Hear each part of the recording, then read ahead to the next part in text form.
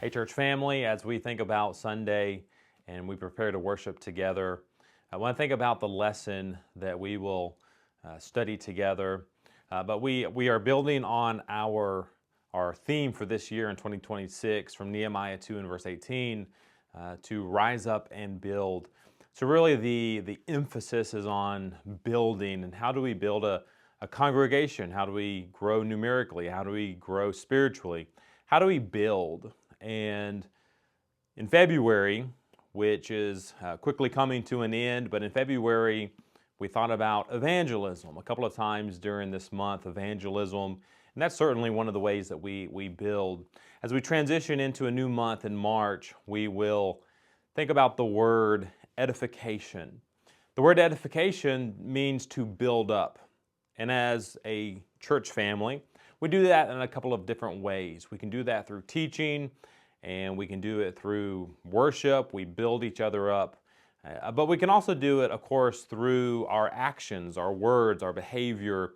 We can build someone up intentionally, encouraging them and building them up through our relationship with them and going out of our way to build them up. And so we're going to think about that word edification this month and different aspects of that word edification. What does it mean? How can we edify other people? What are some practical ways to build others up? It should be something that is on our mind every single time that we come together, whether that's on Sunday or Wednesday or in the middle of the week. It should be on our mind to edify those around us. A couple of verses that we can think about.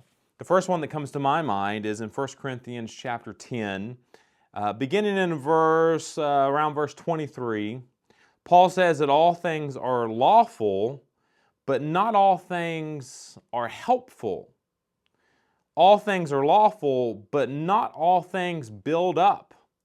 He continues on. We could keep going. He says in verse 24, let no one seek his own good, but the good of his neighbor. Again, we can continue that thought and continue reading. But Paul says that all things are lawful, but not all things build up.